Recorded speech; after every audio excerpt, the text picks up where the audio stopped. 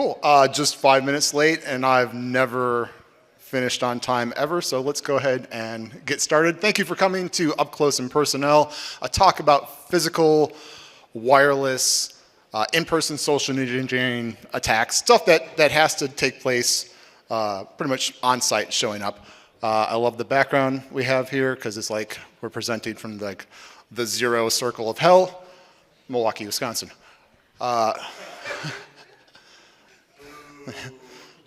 Hold on. My clicker. I broke my clicker. Oh, God. All right. I'm Chris Carlis. There's a picture of me because obviously if I'm talking at a conference, I'm a massive egomaniac. I have a career as a penetration tester. I've been doing it for a long time, as much as I can, the stuff I'm going to talk about today. So things that I'm saying come from the stuff I stole off the internet, essentially, like every other penetration tester. I have a job as doing red team stuff for some company. They're not paying for me to come up here and talk, so they don't get mentioned at all. And in general, I enjoy hacking. I love my job. I love the work that I do.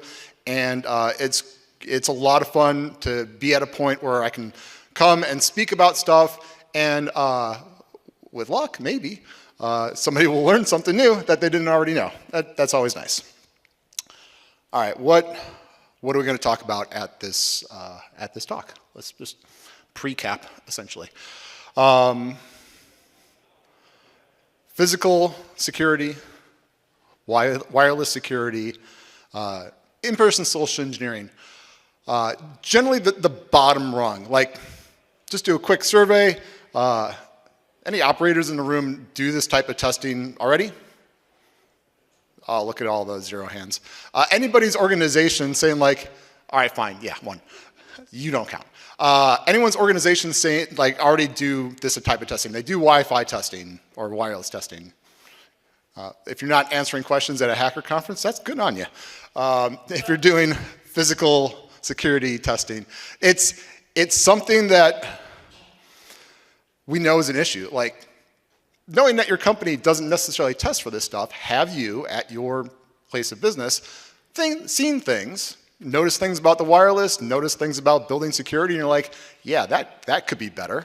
But it's so far down on the list of problems or stuff to fix, or whose job is it anyway, that what are you going to do about it? I'm going to talk and complain even more about those particular type of problems, and then I'll talk about some practical attacks, things that I've done in the field. Quickly go through some of the more common stuff, and then maybe mention some things that hopefully not everybody already knows. Some of the fun stuff that you can take back to work and say like, oh, like check this out. We're screwed if this gets hacked. And then, man, do I have like a big list of zero solutions for fixing all this stuff. Pen testing is really more about pointing out the problems than providing you solutions. The fact that there's not a crap ton of vendors out there selling you fixes for this type of stuff kind of gives you a good indication. First off, good news. And I promise this is pretty much the only good news that we'll have. All right. I'm a criminal. Fake, pretend, whatever for hire. I'm a bad guy, and I want to break into your network and steal crap. I want to get on your network and get your data, or I want to break into your building and just like physically steal stuff. Because I like stuff, and you got cool things. But I don't want to go to jail. And in general, the easiest way for me to go to jail is to physically show up and break into your building or be on location. That's the easiest way as a criminal to get caught. So if I don't have to, if I can find some other way to steal from your organization, if I can send phishing emails, if I can find a misconfigured 2017 Telerik installation, we're going to go with that. And that's honestly what you're mostly defending against as defenders of an organization. That's what you're getting hit with every day, scans and phishing crap, and no one is necessarily showing up and coming to try to break in because it's dangerous. It's risky for the attacker. They have to be motivated, and they want what you have more than what the risk of going to jail. And criminal organizations do their own risk management. They say, hey, like, what's the potential reward versus the risk of going to prison? So in general, this is correct. These type of attacks you're going to see less commonly. Showing up is just a risky thing to do. So they try to avoid it. But it still happens, and it's still something that we should be aware of, which is why we're talking about it today. Next thing, that's the end of the good news. Now it's all bad news. Attack surface. Perhaps your organization is trying to do something that they're calling attack surface reduction, and they think they know what they're defending, but what is your attack surface? What is your wireless attack surface? Is it, I mean, you have your wireless network at work, obviously. Maybe you even got like a WIPS that somebody convinced you to install, and then you've been ignoring for 8 years. But your wireless attack surface, your wireless perimeter is a lot more than that. It is all the devices that you handed out. Everything that connects wirelessly that you allow employees to connect with their personal devices or their corporate devices, and everywhere those go. So if you have employees taking those home to the coffee shop, to conferences, your attack surface is just kind of like spreading out throughout the entire world. In much the same fashion, your physical attack surface is not going to necessarily be at the door. It's not going to be the fence, the wall, the gate. It will be wherever your employees are taking their RFID work badges, where they're bringing the keys with them. Even it'll be the systems that control physical access to your building. The controllers that decide whether the door is locked or unlocked. There are Shodan searches that you can run that'll show you people have just stuck these out on the internet. Do some of them have vulnerabilities? 100%. So your physical attack surface, that's pretty much everywhere the internet goes and all your people go. And as far as your social engineering people, they're crap. I wish our users were better. We've given them lots of training and education. It is a losing battle. It's a fight that we have to keep on having. You can spend a lot of resources. You're never going to get to 100% in getting your people to make good security decisions all the time. But they're not just at the office making bad decisions. They're taking their bad decisions with them everywhere they go. I feel like I'm a magician. There's no flat surface up here to put my water bottle. Surprise! To compound the problem of securing these particular areas, who's responsible for this stuff? The wireless networking stuff. You set it up once, and like it keeps working, and as long as nobody breaks anything, it should be fine. Or maybe you're just like outsourcing the entire thing. I've seen organizations do that. We're like, oh yeah, British Telecom runs all our Wi-Fi. So yeah, we've offloaded that risk. Security is their problem. Is it though? I mean, if you get hacked, they're not going to just be like, oh, well, it was British Telecom. It's their problem. Oh, check that out. HiStack. The physical security stuff. Yeah, it still works. Oh, yes.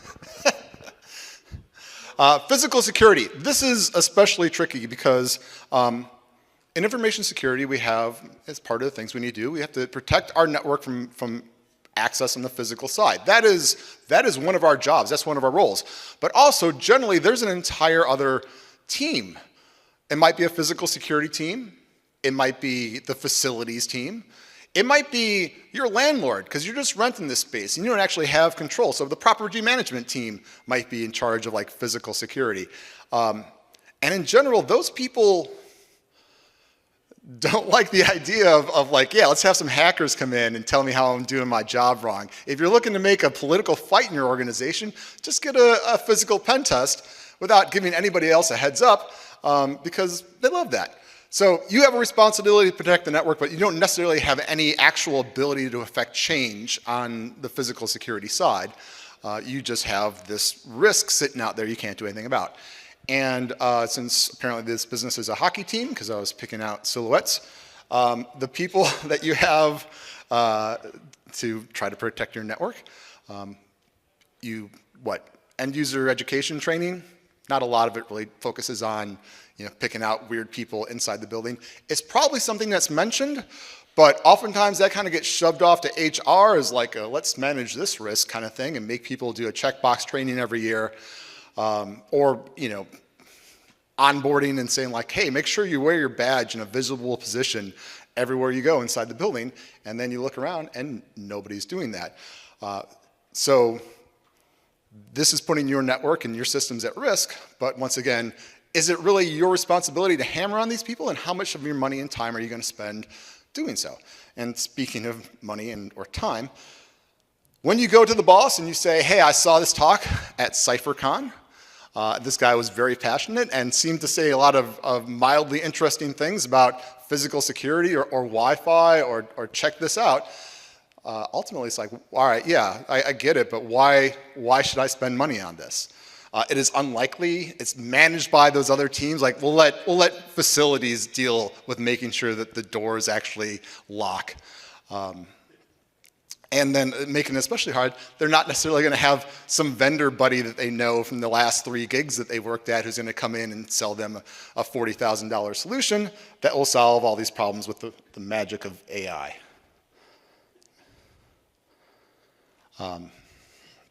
As a result, these risks, they get pushed down to the bottom list. They get pushed down so far, and it's such a pain in the ass to deal with, and budget's already tight that they essentially get ignored. But we're professionals, and we don't ignore risk. We manage it. And maybe managing it will be like, it's there, but we're not actually going to do anything about it. But you should know enough to make an informed decision, which ultimately is what I'm trying to help with here today, talking about like actual attacks, what can be done, and maybe at the end someone will be like, that's a big enough deal and that's affecting my organization enough that we're going to get some budget, make some changes, and do something. Okay.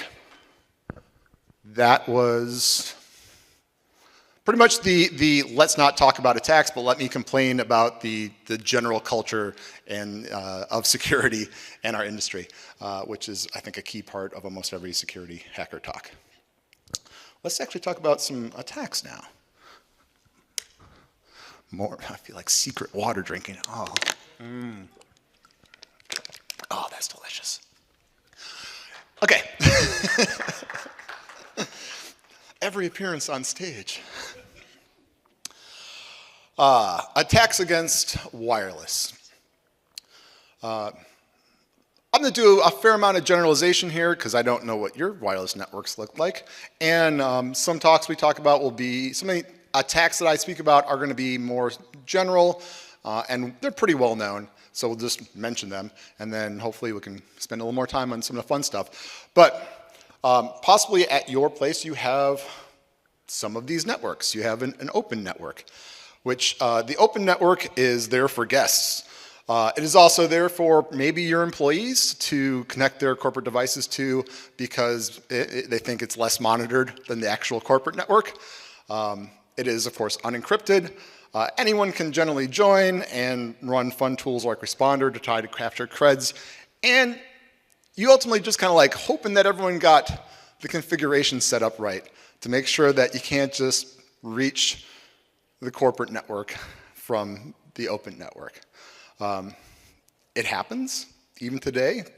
I've recently found where all of the 10/8 space was segmented properly, and none of the 912.168 space was segmented from the open network.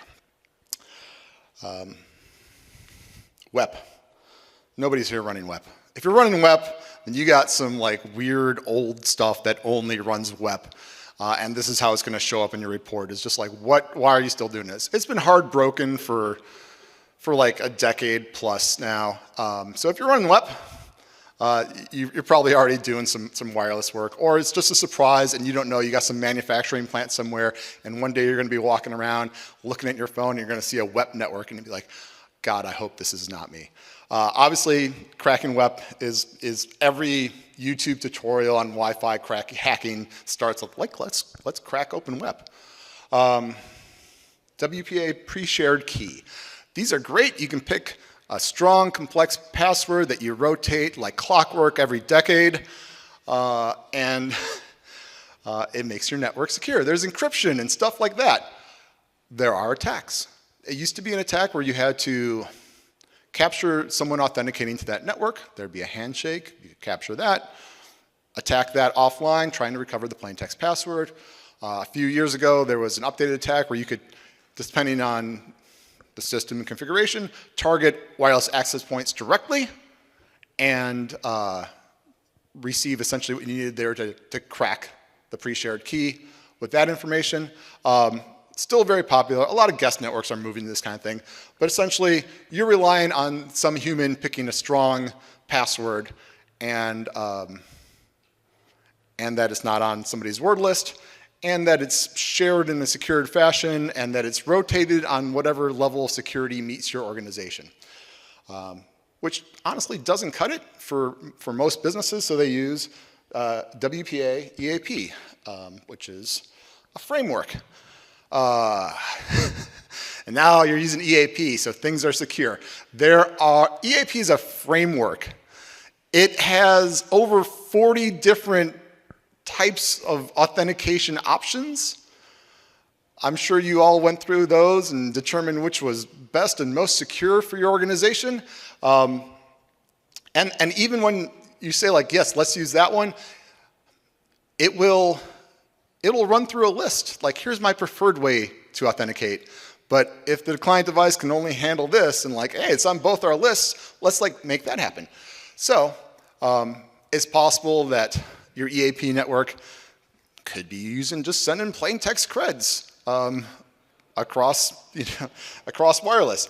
Or it could be set up on the other side where you have certificates, and there need to be client certificates, and there needs to be service certificates, and the clients actually care what the certificates say, because frequently they'll say, that's not a cert that I know, but who cares, let's connect anyway. Additionally, since WPA EAP frequently uses user domain credentials for authentication, like I'll just sign in with your username and password, this opens your organization up to another point of password spraying. So maybe you have two-factor authentication everywhere out on the internet, but if I can steal someone's credentials via a phishing attack or something, and then park in your parking lot and log directly into your Wi-Fi with no two-factor authentication, thanks. Thanks for running your network out to the parking lot for me. All right. This is like the boring stuff. Everyone's got this stuff going on. Have fun. Wireless client attacks. Wireless client is your laptop, your phone, and it authenticates, communicates back and forth with a legitimate access point and says, I'm me, here's some secrets that I know, and the access point said, I also know secrets, and here's what I have. And then you're on the network. Sweet. Probably the most common attack against these client devices is an evil twin attack, which is not, does that show up okay? Yeah, that's fine. Looks good on my screen. An evil twin is a wireless access point that shares, as much as possible, the same SSID and, if possible, the same MAC kind of ranges. Not the same certificate necessarily as your actual access point. And positioning comes in a good bit here. If the evil twin access point is available when the actual legitimate access point is not, if it is stronger, closer, harder, faster, better, stronger, all that kind of stuff, then your client device will say, oh, I'll authenticate to this. And traditionally what we get out of that is we try to capture credentials. Hash credentials? Yeah, we can try to crack those offline. Even machine hashes captured in the type that we frequently get them on these types of attacks, where it's the Windows machine account. We can break those down into an NTLM hash and pass that along once we're on a network as legitimate authentication. We take these cracked passwords, and now using them, we can authenticate to the network as you. Fun. What else? What if we're doing a situation where your client is at home, but you've set up an evil twin access point right outside his window? and they try to authenticate to it because this computer thinks I'm on work now. That's my work network. I'll connect to that. And then we kind of shove it through the internet to a attacker device that we control, and we're really close to the legitimate corporate network. And so we relay these credentials to the legitimate access point, and now our attacker computer is on the network. I don't know your password. It's probably strong. You probably picked something good. Didn't really matter. I just passed that authentication along in a relay attack, and now I'm on your network, and you're still at home. So these are some of the more fun, interesting attacks against wireless client devices, but let's get even more out there, because so far we've talked about Wi-Fi, but we're here talking about wireless. So does your organization, or you personally, like to use wireless keyboards and mice? Logitech, Amazon stuff, Microsoft, even the Bluetooth stuff. So over the last few years, parts of the pandemic, a number of attacks have come out. Back in the day, there was a mouse jack attack, which essentially it targeted Logitech dongles that like I've plugged into my computer right now. And those dongles, while the keyboards are communicating using encrypted keystrokes, accept unencrypted communication from the mice. And because they accept unencrypted communication, they will also accept unencrypted keystrokes, which effectively is like plugging a wireless rubber ducky into your computer that an attacker can reach from about a football field away. It is a very indiscriminate attack. You don't really know what these dongles are plugged into, so you're just kind of like, hey, everything I can see, or certain MAC addresses, run this command. I hope no one's doing anything important right now. But cool, you don't know what's being typed, but you can just send random keystrokes, which from an IR point of view has got to be a goddamn nightmare. Random keystrokes are just showing up like they've been typed from your keyboard. Yay. More recently, attacks targeting these dongles themselves, where now we're able to, if it's an older dongle, maybe not the latest and greatest, but who's updating the firmware on their dongles anyway? You're able to go in and, if you've gained access, physical access to the dongle, dump the encryption key off of it. Or if you happen to capture the wireless communication between a keyboard and a dongle while it's being set up, capture the encryption key at that point. And then you can sniff the encrypted keystrokes. Sit in a little radio in your car in the parking lot, and you can see the keystrokes being typed as they're coming across the screen. Does it work perfectly? No, it is a hacker tool. It works like crap most of the time, but it works just good enough to get your password, or at least freak the hell out of management when they see that what's happening. Most recently, at HushCon, there was a talk about Hello, my name is Keyboard, where one of the people who did previous work on wireless keyboards targeted Bluetooth and Bluetooth connectivity for keyboards and found essentially, and stuff's been largely patched now on the critical stuff, every operating system and like your phones, you could find a way to force pair a Bluetooth keyboard.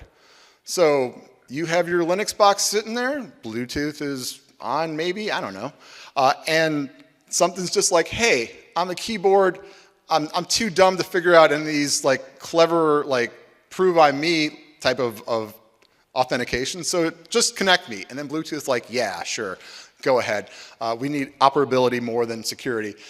So for your Android phone, I think they've patched it real quick for iPhones, and for Apple devices, a little bit of a pain to set up anyway, but Microsoft had that. It got patched like the day before HushCon. But it's quite likely that your Android devices or Linux devices, if you've not been updating those, which it was fixed in Linux for like a decade, and they like left it disabled because it worked better, less secure. These are all things that organizations have. They are vulnerable, and most people are just kind of like, yeah, well, it's just the keyboard. You just kind of trust the security of it, but from without even having to break in your organization into the building for some of this, yeah, you've put the place at risk. Let's talk a little about physical stuff.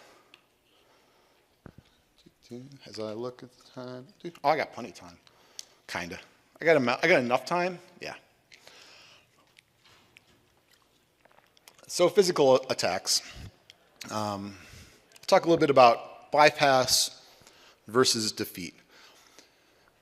Let me preface this by saying that when you're physically attacking a location, when you're trying to break into a building, or even if you're doing wireless, any of these things, we're kind of just jumping right to like the let's do the attack, let's break in. In actuality, there's a lot of like gross sausage making before you get this tasty, delicious sausage out of this type of work. There is a lot of research. There's a lot of recon. There's a lot of literally just sitting in the van, watching the building, trying to figure out everything you can before you get to the critical point of like, let's actually try this attack and see what works. That's for pen testing. That's for we're trying not to get caught, a stealth-based attack. Ultimately, though, you still got to go in and try some stuff. So with physical bypass attacks, this is, and I'm sure other physical testers might argue, and that's cool. And generally, like there's some sort of door, there's some sort of a barrier stopping you, and it frequently has a lock of some type, which are annoying because they're made in general to be secure. But why are we going to attack where things are secure? We're going to try to attack them where they're insecure. That seems a lot easier. Physical bypass attacks do that, where we attack some other mechanism that lets us just essentially ignore that lock altogether. This is actually a video, so we'll see how that goes. And I'll talk about it as it's going on. So the first thing we'll see here is a shove knife attack against this demonstration door. Oh, good, it's working. Where it's essentially, when the door is closed, you can slip this slim blade in there. It's got a little notch, and you can kind of wiggle the latch out of the way and pull the door open. Door's open in this case, so you can see what's going on. This is a tool known as an under-the-door tool. I know, it's a great name. You slide underneath the door, reaches up, grabs that lever, pulls it down. It's, all right. Yeah, I believe it. You can do it. I've seen this video before. Yeah. All right, door opens up. Let's pause it for a second. These things require practice. I sped that video up. Like I tried that door a bunch. It's a tricky door, in my defense. You gotta, it's not TV level lock picking. You gotta put some work and effort into like practicing with your tools in order to get this stuff to take place. Shove knifing frequently works really fast one way or the other. The under the door tool and some of these other attacks, you're just like, oh geez, come on. You're just crouched outside a door, banging a metal tool against it for much longer than you'd like to be there. Yeah. This is known as a double door tool because we love naming stuff like that. If you have double doors and there's no mullion between them, you can pop it through there and use that to hit the crash bar. And then the door opens up. That's a lot of fun when there's that center bar, the mullion in there, that stops this type of attack. The under the door tool, like we saw it there working with a lever handle, which according to the Americans with Disability Act here in America, most every business place has lever handles, so people can just push them down without having to grasp. That said, there are different types of under the door tool or attachments to handle things like physically turning around knob, or if you have that fire exit crash bar that you're trying to hit, and there is a mullion, there is that bar on this type of door. They have ones that will go up and anchor itself in place and allow you to pull that crash bar from the outside as well.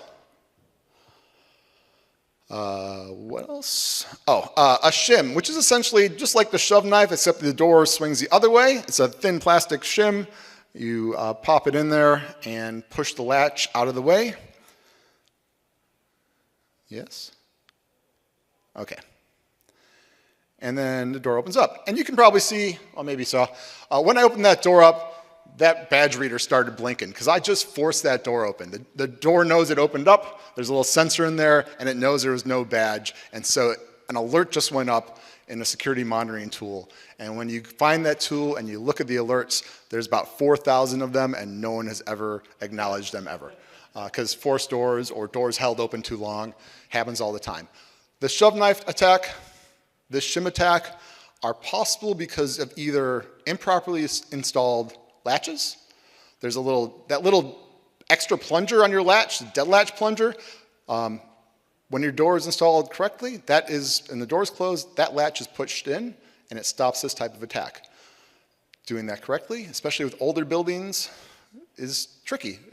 Tolerances are what they are, and if that latch pops all the way out inside the opening for it, then you can shove knife or shim your way in. And then probably one of the most fun ways to open up doors, up on the ceilings, you'll see these all over the place, are request to exit sensors. They, for the most part, they're passive infrared, looking for a change in temperature over time. And as such, using something like a can of compressed keyboard duster, which if we turn it upside down and pull the trigger, comes out in this freezing white cloud. Taking that little straw that comes with it and sliding underneath the door and pulling that trigger makes a big cloud of cold air right where that sensor is generally looking. It says, oh, the temperature just changed. Someone must be trying to get out. And then it electronically unlocks the door. This is fun because frequently you can just find these. If you've broken in the office, maybe you can just find it, and then you even have to do the paperwork of buying an expensing one. Now, that's just going to go in. All right. All these things is kind of like there's a lock, and now we've gotten past that usually pretty quickly with minimal effort. And cool, now we're into something. Does not always work. Sometimes things are installed correctly. They've thought of all our reindeer games and have figured out ways to stop them, and we're looking at attacking the locks and defeating those controls directly. We'll start real quick with lock picking. I lockpick. I am not a huge fan of lockpicking. It is another thing that you can go over and practice. In fact, I recommend everyone head to the lockpicking village and the access control village and try out some of this stuff and see how difficult it is actually to do. Sitting there at a nice table, well lit, warm, and then imagine doing that at like 3 a.m. in the snow, crouched outside a building, hoping the cops don't drive by. The difficulty ramps up a little bit. Additionally, once you've picked the lock open, if you're not an actual criminal, when you're done and you're leaving, you might need to pick that lock closed again, because you can't leave this building unsecured. That's a dick move. And sometimes it's a lot easier to pick a lock open than it is to then pick that lock closed again. And the idea of potentially blowing an entire operation because you couldn't unpick a lock at 2 o'clock in the morning, I don't want to deal with it. I lockpick when I have to, when things are not working otherwise. What other fun things can we do to defeat? Bump keys. Bump keys, for those who might not know, they are legitimate shaped keys for that lock, and that they fit in the keyway. They have been cut down to the lowest bidding level and then a little bit more. They essentially allow you to put that key in there and give it a little whack with a hammer while turning it gently, and watch all the little pins securing that lock. They're going to dance for a second. They're just going to pop up, and you're hoping they're going to magically meet that shear line and allow you to turn the lock. And it sounds like it's not going to work, and it works so easily, so often. Often with more highly secure and expensive locks than not. The downside is there's a lot of different keyways out there and a lot of different keys. Getting a collection of bump keys, which may be illegal in your state as well, is not easy. And then you've got like a janitor amount of keys you're carrying in, trying to break into a place, hoping that I hope I got the right keys with me. And ultimately, when you're doing this attack, you are hammering on a key in the door. So generally, I knock on the door first just to see if anyone's there, because if they open it up, I'm not standing there weird with a weird key and a hammer crouched outside their door trying to break in. That said, it's a highly effective attack, and it works crazy quick when it does work. Key impressioning. This is getting a little bit further out there as the things you might theoretically actually do on an engagement. But if you have a blank, uncut key that fits that lock, you can pop it into this black handle here and clamp it down, put it in the lock, turn it, it's not going to turn, and just kind of like jam it in there and jiggle it around a little bit. And when you pull it out and you look at the top of the key, you'll see a minute scratch where one pin bound up and is causing problems. And you grab the little file or one of the files there, and you cut away a little bit of that key, just enough.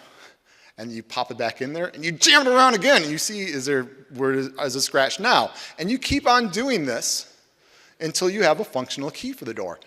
There are competitions where some dude in like Poland who's been doing this for 20 years can make a key in like a minute. It is amazing to watch. In practice, you're going to break the key in the lock, and then you're going to be like, oh crap, where's my key extraction tool? And then like you'll be digging through your kit of lockpicks, pulling out the things that you're like, I've never used this for anything. The little pointy, sharp one that like stabs you every time you reach in, yeah, that's for saving your ass from breaking a key off in the lock. What else? I don't think I have a slide for it, but there is also, you steal a key for a second, you make a mold of it, you melt down special metals, and you physically make a new key that kind of works a little bit. We're moving more into like movie level, like let's defeat these controls. Is it possible? Yeah. Is it fun to do? I don't know. Some of the metals are toxic. It's your own like risk calculation on there, but it is a way to defeat these types of controls. What else? Technology. This is a MaxiProx. It is made by HID, the biggest maker of badge crap and RFID stuff that I know of. There's probably one bigger. Yeah, so we see these on parking garages. That's essentially what they're made for. You drive up in your car, maybe there's a sticker on your car, maybe you just wave your badge at it. It has an effective read range of, let's say like 3 feet, but in practice, 18 inches. Just close enough to get creepy. A number of years ago, some guys, notably at Bishop's Box, other folks since then, figure out a way to like stick a little computer, some batteries in there, and now you've got something that will read badges off your hip from just not too close, not like I'm not grabbing you level close. So you can pop this into a laptop bag and stand around close to people who are wearing the badges on their waist and clone their RFID work badges, which is essentially credentials for entering that building. This is older. This is the older 125 kilohertz style badges. They are much like WEP, hard broken. Newer stuff is 13.56. There's a whole alphabet soup of new stuff, but what's important to remember is that the integrators selling this stuff keep offering backwards compatibility.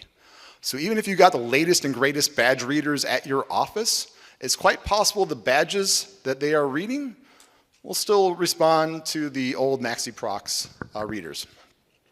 Instead of all this computer hardware that you have in the Bishop Fox one, there's a project one of my buddies did a while ago called We Gotcha, which uses a Raspberry Pi, or even simpler, there's a little tool called an ESP key. This does Wi-Fi, there's a BLE key, does Bluetooth.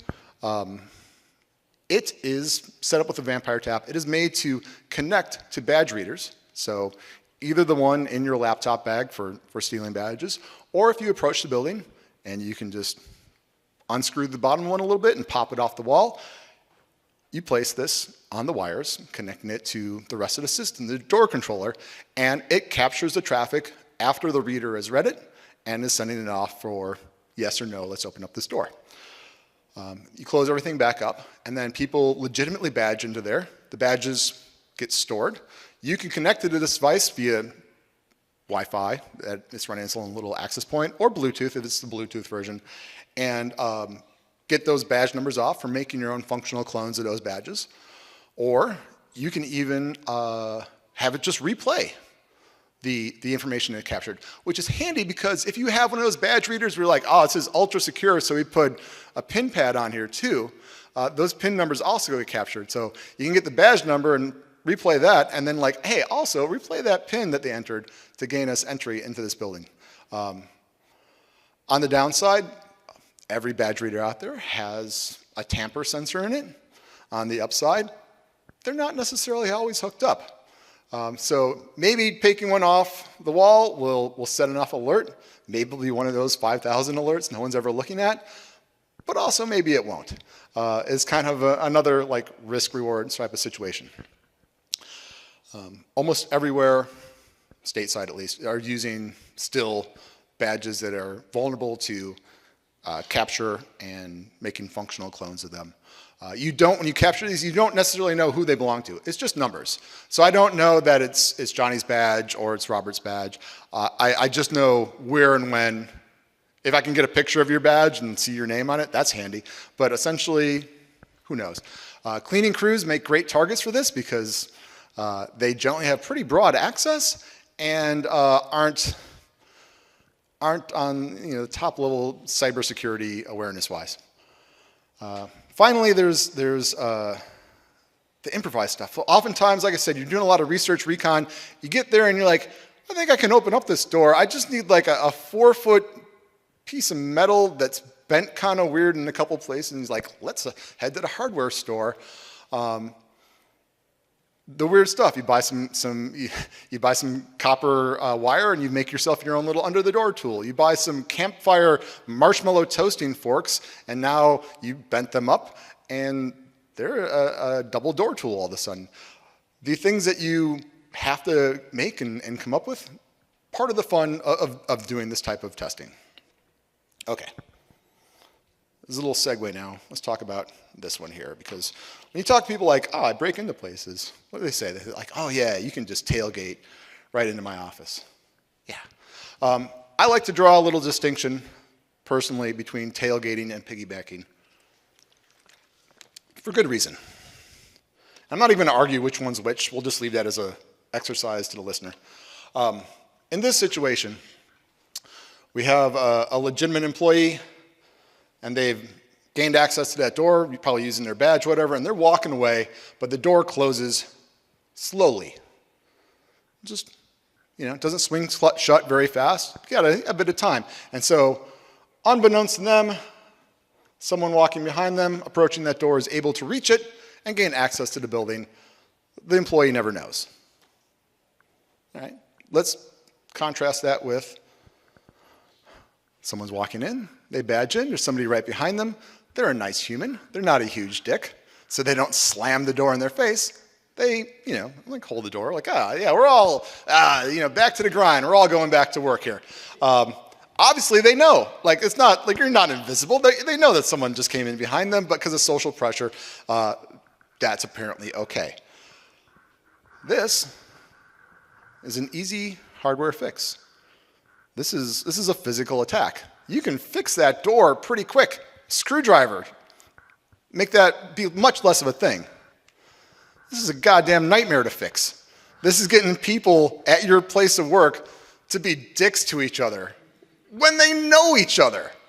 Like, you can't like let your buddies in even though you know them, because what if it's like 5 of your buddies and then also a guy, but you think it's a guy that your buddies know, but you don't know?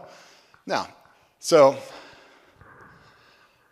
when I'm doing testing, I pretty much indicate, like, I'm not going to do this test. This test is a social engineering test, and it's going to work. So unless we're going to yell at some people and make them feel bad, why?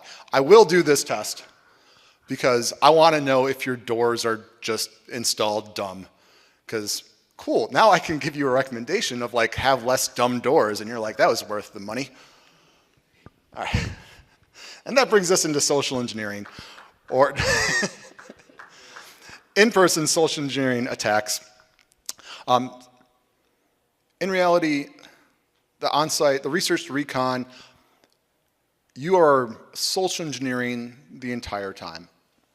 Simply because a lot of what's going into this is knowing, learning, and understanding what is normal for this location.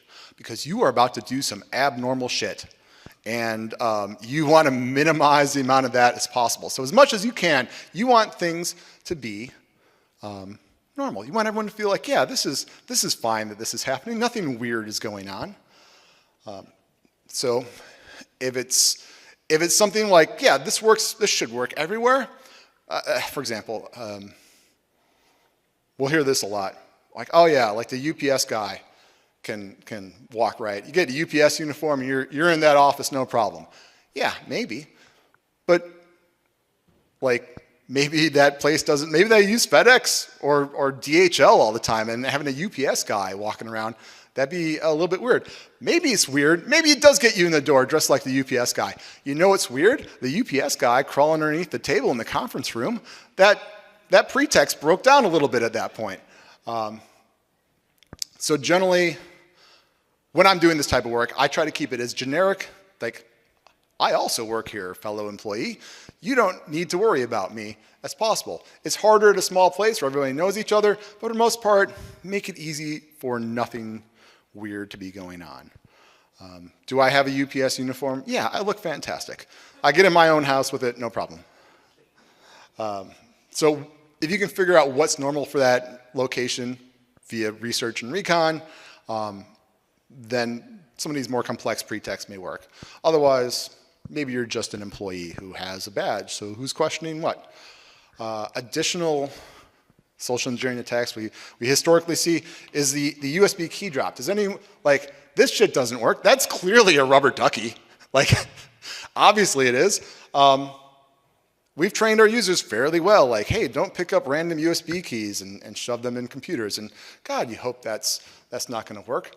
But maybe what if the keys look like this? What if it's somebody's, like, I didn't drop a USB stick in the parking lot. Someone dropped their keys. Whose keys? I don't know. Maybe there's information on that USB right there.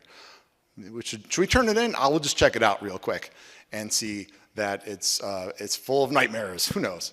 But taking these relatively basic social engineering things, putting additional thought and effort into thinking like how would people think about them, can give you that edge. But for the most part, keeping things as normal as possible because you're about to do some weird stuff at this location. All right. Let's talk about, we talked about a bunch of crap so far. Let's talk about how frequently, if you're showing up, like I said, there's almost always social engineering regardless of the other stuff that you're doing. You got to have some good reason of sitting in the parking lot with your phone out staring at it for a couple hours, and Pokemon Go is only going to get you so far. But what attacks are we actually seeing out there? Kinda. These don't get reported a whole bunch. Some of them are weird. Some of them I did. Some of them I'm not happy about. First off, let's complain about drones.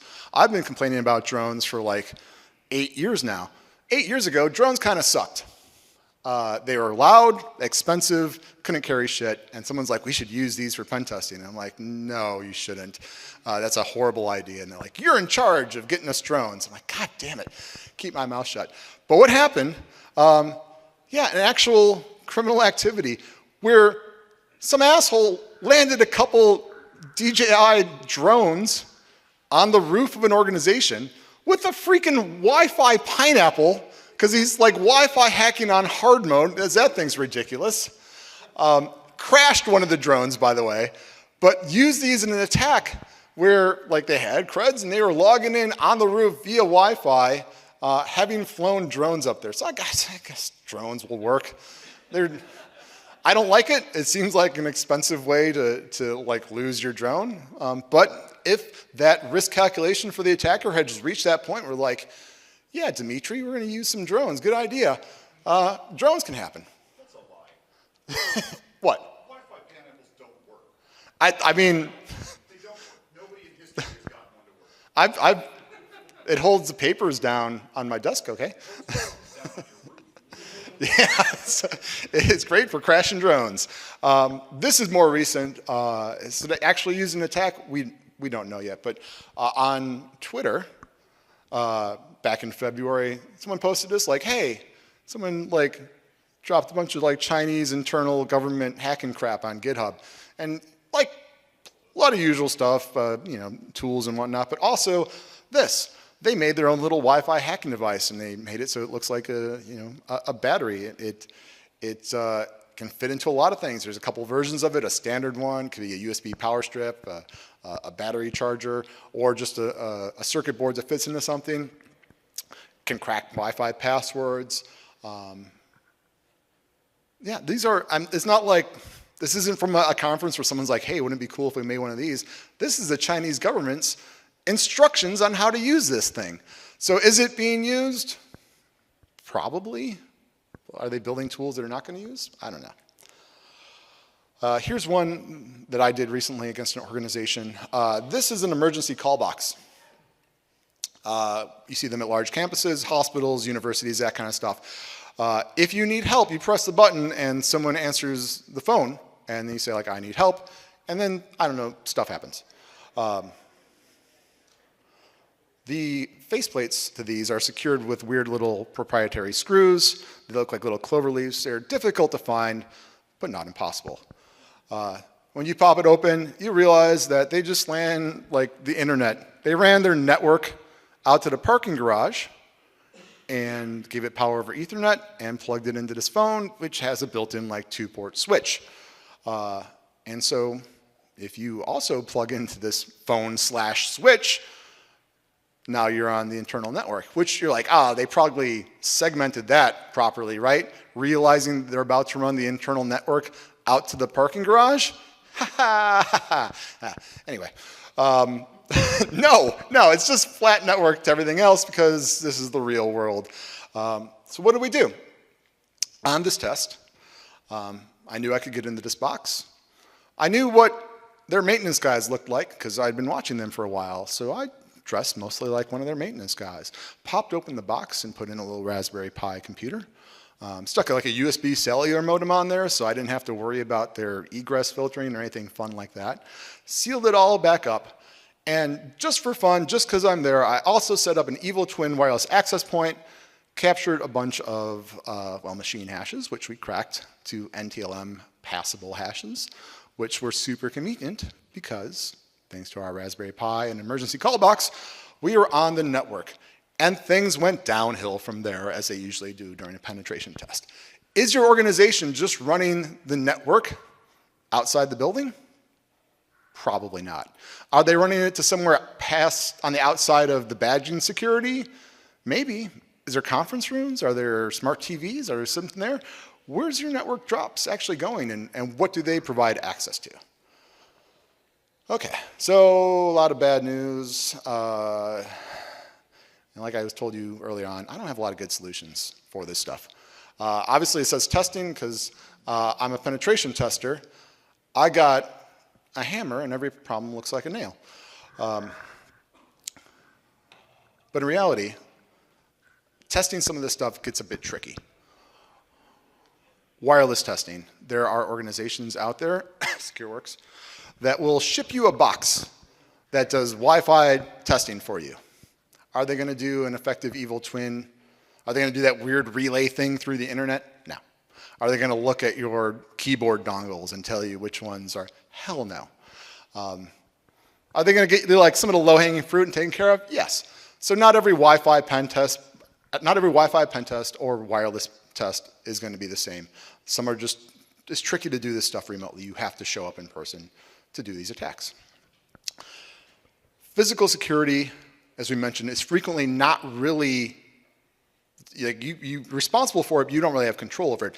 And if you get a physical pen test, if you hire someone like me to sneak into your building and be like, look, I'm sitting in the CEO's desk, like, feet up on it and taking selfies and shit like that, people will be pissed off. The physical security team are generally, in their heads, cops. They think like cops. Folks here at this hacker conference, we tend to not think like cops. We think like criminals. It makes us better at our job. The cops do not like us, especially when we're showing up and being like, listen, officer, you suck at your job. I walked right into this place and touched all your special stuff you don't want touched. I've run into this at my organization. I have to work at this place. I do not want to piss these people off because they could keep giving me more parking tickets on my car. So there's an alternative. Maturity-wise, the physical security people generally are not at the pen test level. Hopefully they've done like the inventory part, but they're pretty ripe for the security assessment level. Let's take a known broad day, everyone's going to walk through this place together. We're going to walk around and we're going to look for problems. and look for things that are exploitable and document them so we can fix them before we try any of this sneaky stuff. The training part, if there's specific issues for your organization, you can try to make sure those included in the annual training. Cybersecurity Awareness Month kicks around in November, I think. Bring those up then. It's trying to get the most bang for your buck out of that ultimately. Questions and answers? I have like 0 time left, I'm pretty sure. Yeah, sorry. I've also gone. In my defense, the previous guy also went over, and then I don't know how to use a computer effectively.